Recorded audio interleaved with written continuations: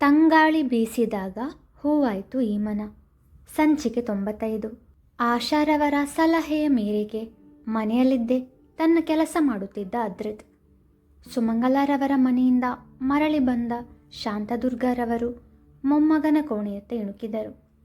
Laptop ಹಿಡಿದು ಕುಳಿತವನ ನೋಡಿ ನಿಟ್ಟುಸಿರು ಬಿಟ್ಟವರು ಅಡುಗೆ ಕೋಣೆಯತ್ತ ನಡೆದಿದ್ದರು.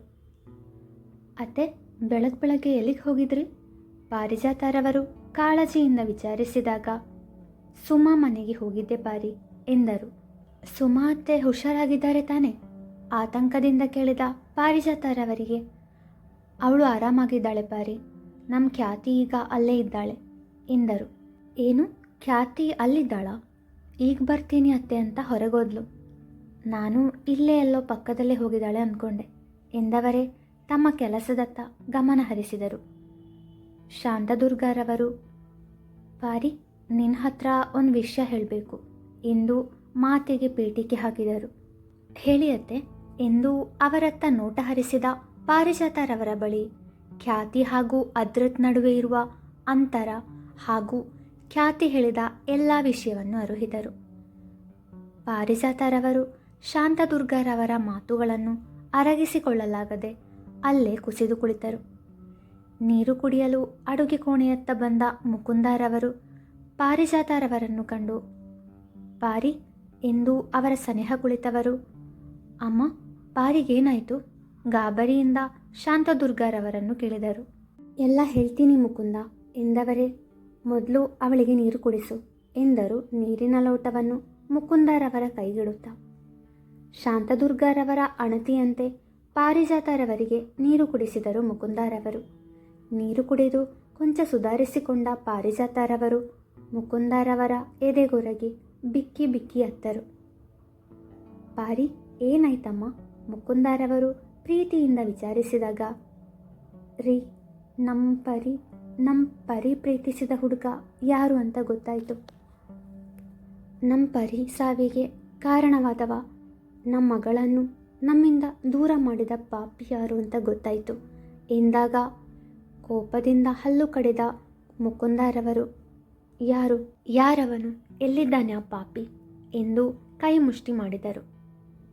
ಮುಕುಂದ, ಪಾರಿ, ದಯವಿಟ್ಟು ನೀವಿಬ್ಬರು ಸ್ವಲ್ಪ ಸಮಾಧಾನ ಮಾಡ್ಕೊಳ್ಳಿ ಶಾಂತದುರ್ಗರವರು ಎಂದಾಗ, ಹೇಗೆ ಸಮಾಧಾನ ಮಾಡ್ಕೊಳ್ಳಿ ಅಮ್ಮ?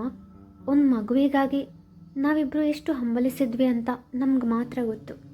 ವರ್ಷಗಳ ನಂತರ ನಮ್ಮ ಪ್ರೀತಿಯ ಕುಡಿ ನಮ್ಮ ಪರಿ ನಮ್ಮ ಜೀವನಕ್ಕೆ ಬಂದಳು. ಆದರೆ ಅವಳು ನಮಗಿಂತ ಮುಂಚೆ ಈ ಪ್ರಪಂಚನೇ ಬಿಟ್ಟು ಹೊರಟು ಹೋದಳು. ಅವಳು ಅವನನ್ನು ಪ್ರೀತಿಸದಿದ್ದರೆ, ಆ ಪಾಪಿ ಅವಳ ಜೀವನಕ್ಕೆ ಬರದೇ ಇದ್ದಿದ್ರೆ ನಮ್ಮ ಪರಿ ಈಗಲೂ ನಮ್ಮ ಜೊತೆ ಇರ್ತಿದ್ಲು ಎಂದು ಕಣ್ಣೀರು ಹಾಕಿದರು. ಹೆತ್ತೊಡಲ ಸಂಕಟ ನನಗೂ ಅರ್ಥ ಆಗುತ್ತೆ ಮುಕುಂದ.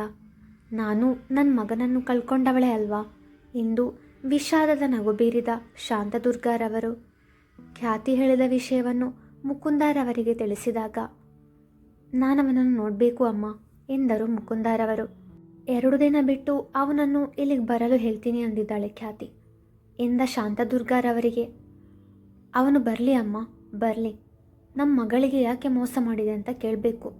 ಅವನ ತಪ್ಪಿಗೆ ಅವನಿಗೆ ಶಿಕ್ಷೆ ಆಗಬೇಕು ಉದ್ವೇಗದಿಂದ ನುಡಿದರು ಮುಕುಂದರವರು. ಕೋಪ ಜಗಳ ಎಲ್ಲ ಬೇಡ ಮುಕುಂದ, ಅವನು ಬರಲಿ. ಅವನ ಜೊತೆ ಸಮಾಧಾನವಾಗಿ ಮಾತಾಡೋಣ. ಅವನ ಕಾರಣದಿಂದ ನಮ್ಮ ದೇವು ಹಾಗೂ ಖ್ಯಾತಿ ನಡುವೆ ಅಂತರ ಮೂಡಿದೆ. ಇಬ್ಬರ ಭವಿಷ್ಯದ ಬಗ್ಗೆನೂ ನಾವು ಯೋಚಿಸಬೇಕು ಎಂದಾಗ ಮುಕುಂದರವರು ಕೊಂಚ ಮೆತ್ತಗಾದರು. ಅದ್ವಿಕ್ ಮತ್ತು ಆಜ್ಞಾ ಖ್ಯಾತಿಯನ್ನು ಒರೆಸಿ ಪಾರಿಜಾತರವರ ಬಳಿ ಬಂದರು. ಖ್ಯಾತಿ ಸುಮಂಗಲ ಅಜ್ಜಿ ಮನೆಯಲ್ಲಿದ್ದಾಳೆ, ಆಮೇಲೆ ಬರ್ತಾಳೆ ಪಾರಿಜಾತರವರು ಎಂದಾಗ, ಪಾಪು ಅಕ್ಕ ಯಾಕೆ ನಮ್ಮನ್ನು ಬಿಟ್ಟು ಹೋದ್ಲು? ನಾವು ಅವಳ ಜೊತೆಗೆ ಹೋಗ್ತಿದ್ವಿ. ಅದ್ವಿಕ್ ಮುಖ ಉಬ್ಬಿಸಿದಾಗ, ನಾಳೆ ನಿಮ್ಮಿಬ್ಬರನ್ನು ಅಲ್ಲಿ ಕರ್ಕೊಂಡು ಹೋಗ್ತೀವಿ. ಈಗ ಇಬ್ಬರು ಒಳ್ಳೆ ಮಕ್ಕಳ ಥರ ಕೂತ್ಕೊಳ್ಳಿ, ತಿಂಡಿ ತರ್ತೀನಿ ಎಂದು ಓಲೈಸಿದರು. ಇಬ್ಬರು ಅವರ ಮಾತಿಗೆ ತಲೆಯಾಡಿಸಿ ತಿಂಡಿ ತಿಂದರು. ಬೆಳಗ್ಗೆ ಎದ್ದಾಗಿನಿಂದ ಖ್ಯಾತಿಯನ್ನು ಕಾಣದ ಅದ್ರಿತ್ ಮಧ್ಯಾಹ್ನ ಊಟದ ವೇಳೆಯಲ್ಲೂ ಅವಳ ಅನುಪಸ್ಥಿತಿಯನ್ನು ಗಮನಿಸಿ ಮಕ್ಕಳಿಬ್ಬರ ಕಡೆಗೆ ನೋಡಿದ.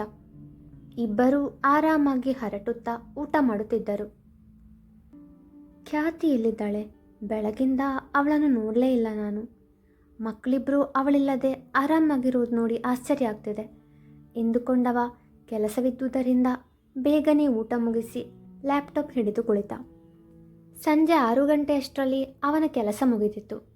ತನ್ನ ಕೋಣೆಯಿಂದ ಹೊರಬಂದವ ಮನೆಯಲ್ಲಿ ಎಲ್ಲ ಕಡೆ ಹುಡುಕಿದರೂ ಖ್ಯಾತಿಯ ಸುಳಿವಿಲ್ಲ. ಶಾಂತದುರ್ಗಾರವರ ಬಳಿ ಅಜ್ಜಿ ಖ್ಯಾತಿಯಲ್ಲಿ ಎಂದು ವಿಚಾರಿಸಿದ. ನಂಗೆ ಗೊತ್ತಿಲ್ಲ ದೇವು, ಅವಳನ್ನು ಬೆಳಗ್ಗೆಯಿಂದ ನೋಡೇ ಇಲ್ಲ ನಾನು ಎಂದರು ನಿರಾಸಕ್ತಿ ನಟಿಸಿ. ಏನು, ಬೆಳಗ್ಗೆಯಿಂದ ಮನೆಯಲ್ಲಿಲ್ವಾ? ಮತ್ತೆ ಎಲ್ಲಿಗೆ ಹೋದ್ಲು? ಆತಂಕಗೊಂಡವ ಅವಳು ತವರು ಮನೆಗೆ ಮರಳಿ ಹೋಗಿರಬಹುದೇ ಎಂದು ಒಂದು ಕ್ಷಣ ಅಂದುಕೊಂಡರು. ಅದ್ವಿಕ್ ಅಲ್ಲೇ ಇರುವುದು ನೆನಪಾಗಿ, ಇಲ್ಲ ಮನೆಗೆ ಹೋಗಿದ್ರೆ ಅದ್ವಿಕ್ನ ಜೊತೆಯಲ್ಲೇ ಕರ್ಕೊಂಡು ಹೋಗ್ತಿದ್ಲು ಎಂದು ತನ್ನನ್ನು ತಾನೇ ಸಂತೈಸಿದ್ದವ ಮಗಳ ಬಳಿ ಬಂದು ಪಾಪು ಎಂದ ಪ್ರೀತಿಯಿಂದ. ಪಪ್ಪ ಈಗ ಫ್ರೀ ಇದ್ದೀರಾ? ನಾವು ಆಟ ಆಡೋಣವಾ? ಕಣ್ಣರಳಿಸಿ ಕೇಳಿದಳು ಆಜ್ಞಾ. ಹ್ಞೂ ಪಾಪು, ಆಟ ಆಡೋಣ. ಪಾಪು, ನೀನು ಮಮ್ಮಿನ ನೋಡಿದ್ಯಾ ಎಂದು ಕೇಳಿದಾಗ, ಇಲ್ಲ ಪಪ್ಪ, ಆದರೆ ಮಮ್ಮಿ ಅಜ್ಜಿ ಮನೆಗೆ ಹೋಗಿದ್ದಾರಂತೆ, ಪಾರಿ ಅಜ್ಜಿ ಹೇಳಿದರು ಎಂದಳು. ಅಜ್ಜಿ ಮನೆಗೆ ಹೋದರು ಎಂದಾಗ ಆಶಾರವರ ಮನೆಗೆ ಹೋಗಿದ್ದಾಳೆ ಎಂದು ಒಂದು ಕ್ಷಣ ಅಂದುಕೊಂಡ. ಮರುಕ್ಷಣವೇ ಸುಮಂಗಲರವರ ನೆನಪಾದಾಗ, ಸುಮಂಗಲ ಅಜ್ಜಿ ಮನೆಯಲ್ಲಿದ್ದಾಳ ನಿನ್ನ ಮಮ್ಮಿ ಎಂದು ಮಗಳನ್ನು ಕೇಳಿದ. ಅವಳು ಹೌದು ಎಂಬಂತೆ ತಲೆಯಾಡಿಸಿದಾಗ ನಿಟ್ಟುಸಿರು ಬಿಟ್ಟವ ನನ್ನ ಮಮ್ಮಿನ ಕರ್ಕೊಂಡು ಬರ್ತೀನಿ ಎಂದ. ಪಪ್ಪ ನಾವು ಬರ್ತೀವಿ. ಬೇಡ ಪಾಪು, ಕತ್ತಲಾಗ್ತಾ ಬಂತು, ನಿಮ್ಮಿಬ್ಬರನ್ನು ನಾಳೆ ಕರ್ಕೊಂಡು ಹೋಗ್ತೀನಿ ಎಂದವ ಸುಮಂಗಲರವರ ಮನೆಯತ್ತ ಹೆಜ್ಜೆ ಹಾಕಿದ. ಹೇಳು ಸ್ತುತಿ, ಮಾತಾಡು, ಅವಳ ಭುಜ ಹಿಡಿದು ಅಲುಗಾಡಿಸುತ್ತಾ ಕೇಳಿದ ಯುದಿತ್. ನನಗೆ ಗೊತ್ತಿಲ್ಲ ಯುದಿ, ನನ್ನ ಕಾನ್ಸಂಟ್ರೇಷನ್ ಪೂರ್ತಿ ನನ್ನ ಎಕ್ಸಾಮ್ ಮೇಲಿದೆ ಇವಾಗ. ಪ್ಲೀಸ್ ನನ್ನ ಮೈಂಡ್ ಡೈವರ್ಟ್ ಮಾಡಬೇಡ ಎಂದಳು ಕೊಂಚ ಬೇಸರದಿಂದ. ಅವಳ ಬಗ್ಗೆ ಅರಿತಿದ್ದವ ಅವಳ ಓದು ಮುಗಿಯುವ ತನಕ ತಾನು ಕಾಯಬೇಕು. ಅಲ್ಲಿ ತನಕ ಅವಳ ಬಳಿ ಪ್ರೀತಿಯ ಬಗ್ಗೆ ಮಾತನಾಡಲೇಬಾರದು ಎಂದು ನಿರ್ಧರಿಸಿದ. Okay, leave it. ಇನ್ಮೇಲೆ ಈ ವಿಷಯದ ಬಗ್ಗೆ ನಾನು ಮಾತಾಡಲ್ಲ. ಈಗ ಕೆಳಗಡೆ ಹೋಗೋಣ ಬಾ ಎಂದವ ಅವಳ ಜೊತೆ ಎಲ್ಲರೂ ಇರುವತ್ತ ಹೆಜ್ಜೆ ಹಾಕಿದ. ಅಮ್ಮ, ನಾನಿವತ್ತು ಊರಿಗೆ ಬರುವುದಿಲ್ಲ, ನಾಳೆ ಬರ್ತೀನಿ. ಶುಭಾರವರತ್ತ ನೋಡಿ ನುಡಿದ ಯುದಿತ್. ನಾಳೆ ನಿನಗೆ ಆಫೀಸ್ ಇದೆ ಶುಭಾರವರು ಎಂದಾಗ, ಅತಿಗೆ ಯುದಿ ಇವತ್ತೊಂದಿನ ನಮ್ಮ ಜೊತೆ ಇರಲಿ ಬಿಡಿ, ನಾಳೆ ಬರ್ತಾನೆ ಅವನು ಮನೆಗೆ.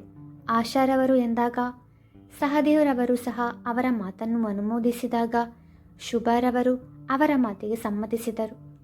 ಸಂಜೆಯಷ್ಟರಲ್ಲಿ ಸಹದೇವ್ ದಂಪತಿಗಳು ತಮ್ಮ ಊರಿಗೆ ಮರಳಿದರೆ ಸ್ತುತಿ ಹಾಗೂ ಯುದಿತ್ ವಾಕಿಂಗ್ ನೆಪ ಹೇಳಿ ಮನೆಯಿಂದ ಹೊರಬಂದರು. ನಿನ್ನ ಹತ್ರ ಅವನ ಮೊಬೈಲ್ ನಂಬರ್ ಇದೆಯಾ?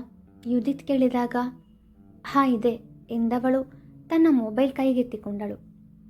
ಕಾಲ್ ಮಾಡಿ ಎಲ್ಲಿದ್ದಾನೆ ಅಂತ ಕೇಳು ಎಂದವನ ಮಾತಿಗೆ ತಲೆ ಆಡಿಸಿದವಳು ಆಕರ್ಷ್ಗೆ ಕರೆ ಮಾಡಿ, ಹಲೋ ಆಕರ್ಷ್, ನಾನು ಸ್ತುತಿ, ನಾನು ನಿಮ್ಮ ಜೊತೆ ಒಂದು ಮುಖ್ಯವಾದ ವಿಷಯದ ಬಗ್ಗೆ ಮಾತಾಡಬೇಕು ಎಂದಾಗ, ಹೇಳು ಎಂದ ಆಕರ್ಷ್ ಗಂಭೀರವಾಗಿ. ಅದು ನಿಮ್ಮನ್ನು ಭೇಟಿಯಾಗಿ ಮಾತಾಡಬೇಕು, ಫೋನಲ್ಲಿ ಹೇಳೋಕ್ಕಾಗಲ್ಲ. ಸರಿ, ನಾನೀಗ ನಮ್ಮ ಮನೇಲಿದ್ದೀನಿ, ನಾನು ನಿಮ್ಮ ಮನೆಗೆ ಬರ್ತೀನಿ, ಲೊಕೇಶನ್ ಶೇರ್ ಮಾಡಿ ಎಂದಳು. ಸರಿ ಎಂದವ ಕರೆ ತುಂಡರಿಸಿ ವಾಟ್ಸಪ್ನಲ್ಲಿ ತನ್ನ ಮನೆಯ ವಿಳಾಸ ಕಳುಹಿಸಿದ. ಅವರ ಮನೆಯ ಲೊಕೇಶನ್ ಕಳಿಸಿದ್ದಾರೆ, ಬಾ ಹೋಗೋಣ ಎಂದಳು ಯುದಿತ್ನತ್ತ ನೋಟ ಹರಿಸಿ. ಸ್ತುತಿ, ನನ್ನ ಮನೆಯೊಳಗೆ ಬರೋದಿಲ್ಲ, ಮೊದಲು ನಾನು ಹೇಗೆ ಹೇಳ್ತೀನೋ ಹಾಗೆ ಮಾತಾಡು ಅವನ ಜೊತೆ ಎಂದ. ಸ್ತುತಿ ಪ್ರಶ್ನಾರ್ಥಕವಾಗಿ ಅವನತ್ತ ನೋಡಿದಾಗ ತನ್ನ ಯೋಜನೆಯನ್ನು ವಿವರಿಸಿದ. ಯುದಿ, ಅದು ಬೇಡ ಅನಿಸುತ್ತೆ ಕಣೋ, ಹಿಂಜರಿಕೆಯಿಂದ ನುಡಿದಳು. ನೀನು ನೇರವಾಗಿ ಕೇಳಿದರೆ ಅವನು ಎಲ್ಲ ವಿಷಯನೂ ನಿನ್ನ ಜೊತೆ ಹೇಳ್ತಾನೆ ಅನ್ನೋ ನಂಬಿಕೆ ಇದೆಯಾ? ಗಂಭೀರವಾಗಿ ಕೇಳಿದ. ಇಲ್ಲ ಎಂಬಂತೆ ಅಡ್ಡಡ್ಡ ತಲೆಯಾಡಿಸಿದಳು ಸ್ತುತಿ. ಹಾಗಾದರೆ ನಾನು ಹೇಳಿದ್ದು ಕೇಳು ಎಂದವ ಅವಳ ಕೈ ಹಿಡಿದು ಆಕರ್ಷ್ ಮನೆಯತ್ತ ಹೆಜ್ಜೆ ಹಾಕಿದ. ನೀನು ಒಳಗೆ ಹೋಗು, ನಾನು ಇಲ್ಲೇ ಹೊರಗಡೆ ಇರ್ತೀನಿ, ಏನಾದರೂ ಹೆಲ್ಪ್ ಬೇಕಾದರೆ ನಂಗೆ ಕಾಲ್ ಮಾಡು ಎಂದ ಯುದಿತ್ ಮಾತಿಗೆ ಸರಿ ಎಂಬಂತೆ ತಲೆಯಾಡಿಸಿದವಳು ಒಲ್ಲದ ಮನಸ್ಸಿನಿಂದಲೇ ಗೇಟು ತೆರೆದು ಹೋದವಳು ಮನೆಯ ಕರೆಗಂಟೆ ಒತ್ತಿದಳು. ಅವಳಿಗಾಗಿಯೇ ಕಾಯುತ್ತಾ ಕುಳಿತಿದ್ದ ಆಕರ್ಷ್ ಬಾಗಿಲು ತೆರೆದವ. ಒಳಗೆ ಬಾ ಸ್ತುತಿ ಎಂದ. ಬಾರದ ನಗು ಬೀರಿದವಳು ಮನೆಯೊಳಗೆ ಹೆಜ್ಜೆ ಹಾಕಿದಳು. ಕೂತ್ಕೋ ಎಂದ ಸೋಫಾದತ್ತ ತೋರಿಸಿ. ಸೋಫಾದಲ್ಲಿ ಕುಳಿತವಳು ಸುತ್ತಲೂ ಕಣ್ಣಾಡಿಸಿದಳು. ಆಕರ್ಷ್ನ ಹೊರತುಪಡಿಸಿ ಬೇರೆ ಯಾರೂ ಇರಲಿಲ್ಲ. ಕಾಫಿ ಆರ್ ಟೀ ಎಂದು ಕೇಳಿದ ಮೃದುವಾಗಿ. ಏನೂ ಬೇಡ, ನೀವು ಕೂತ್ಕೊಳ್ಳಿ ಎಂದಳು. ಸರಿ, ಈಗ ಹೇಳು, ಏನು ವಿಷಯ ಎಂದು ಕೇಳಿದ ಗಂಭೀರವಾಗಿ. "ಆ, ಅದು ಅದು ಆಕರ್ಷ್ ಅವರೇ, ನಾನು ನಿಮ್ಮನ್ನು ತುಂಬ ಪ್ರೀತಿಸ್ತಿದ್ದೀನಿ. I love you so much ಎಂದು ಕಣ್ಣು ಮುಚ್ಚಿದಳು. ಅವನ ಮುಖ ನೋಡಲು ಧೈರ್ಯ ಸಾಲದೆ ಹೋಯಿತವಳಿಗೆ. ಅವಳ ಮಾತುಗಳನ್ನು ಕೇಳಿದವನ ಮೊಗಭಾವ ಬದಲಾಯಿತು. ಕೋಪದಿಂದ ಎದ್ದು ನಿಂತವ, ಗೆಟೌಟ್ ಸ್ತುತಿ ಎಂದು ಅಬ್ಬರಿಸಿದ. ಅವನ ಮಾತಿನ ಧಾಟಿಗೆ ಭಯಗೊಂಡವಳು, ಆಕರ್ಷ್ ಅವರೇ ಪ್ಲೀಸ್ ನನ್ನ ಮಾತನ್ನು ಕೇಳಿ, ನಾನು ನಿಮ್ಮನ್ನು ಎಂದು ಏನೋ ಹೇಳಲು ಬಂದಾಗ ಅಂಗೈ ತೋರಿಸಿ, ಇನಫ್ ಸ್ತುತಿ ಇನಫ್ ಎಂದು ಮುಖ ತಿರುಗಿಸಿದ. ಯುತಿ, ನಿನ್ನ ಮಾತು ಕೇಳಿ ನಾನು ಆಕರ್ಷ್ ಅವರನ್ನು ಪ್ರೀತಿಸ್ತಿದ್ದೀನಿ ಅಂತ ಸುಳ್ಳು ಹೇಳಿಬಿಟ್ಟೆ. ಆದರೆ ಇವರ ಕೋಪ ನೋಡಿ ನಂಗೆ ಭಯ ಆಗ್ತಿದೆ. ಮನದಲ್ಲೇ ನುಡಿದವಳು, ಖ್ಯಾತಿಯ ಜೀವನ ಸರಿಯಾಗಬೇಕು ಎಂಬ ಉದ್ದೇಶದಿಂದ. ನಿಮಗೆ ನಾನು ಯಾಕೆ ಇಷ್ಟವಿಲ್ಲ ಹೇಳಿ, ಆಮೇಲೆ ನಾನು ನಿಮ್ಮ ಕಣ್ಮುಂದೆ ಬರಲ್ಲ ಎಂದಳು ಪಟ್ಟು ಬಿಡದವಳಂತೆ. ಯಾಕಂದರೆ ನನಗೆ ಈಗಾಗಲೇ ಮದುವೆಯಾಗಿ ಹೆಂಡತಿ ಇದ್ದಾಳೆ ಎಂದವನ ಮಾತಿಗೆ ಗರಬಡಿದವಳಂತೆ ನಿಂತಳು ಸ್ತುತಿ. ಮುಂದುವರಿಯುವುದು